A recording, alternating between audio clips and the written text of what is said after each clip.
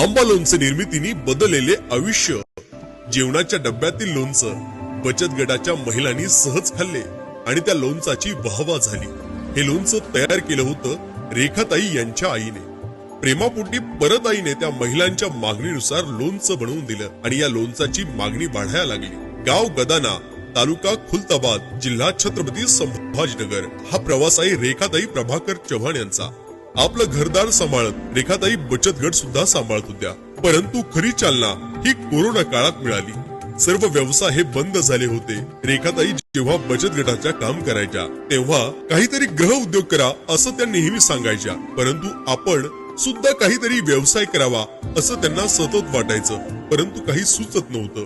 एके दिवशी बचत गटाच्या मीटिंगच्या निमित्ताने सर्व महिला जेवणासाठी बसल्या होत्या, तेव्हा रेखाताई सुद्धा आपला डब्बा उघडून आपल्या डब्यातील लोणचं इतर महिलांना दिलं। तेव्हा त्या लोणचाची प्रशंसा झाली। सर्व महिला विचारू लागल्या की हे लोणचं आम्हाला 1-2 किलो मिळेल का? हे लोणचं तयार केलं होतं रेखाताई यांची आई भिकूबाई यांनी।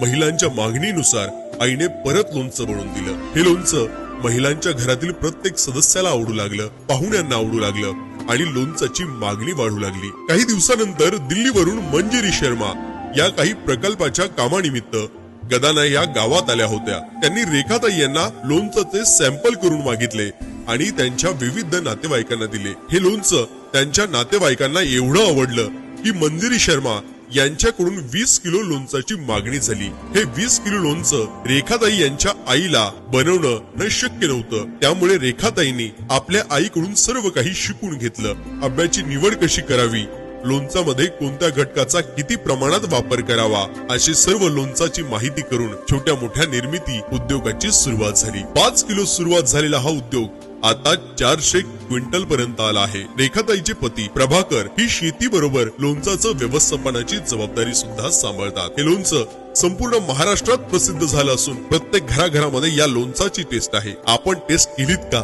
जर टेस्ट केली नसेल तर नक्की ऑर्डर करा। अधिक माहितीसाठी 9975866681। आई लोणचं, घरगुती बनवलेलं आपलं लोणचं।